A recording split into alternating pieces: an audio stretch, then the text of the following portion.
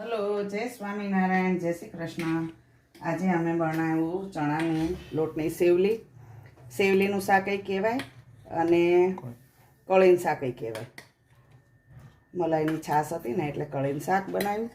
ભાખરી, અમારા ભાઈને મરચાં ભાવે એટલે મરચાં શેક્યા, અને મૂળા અને રાયતા મરચાં.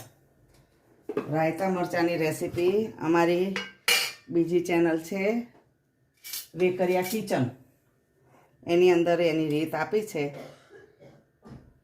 તો શેર કરજો, જોજો અને લાઈક કરજો, શેર કરજો અને સબસ્ક્રાઈબ કરજો.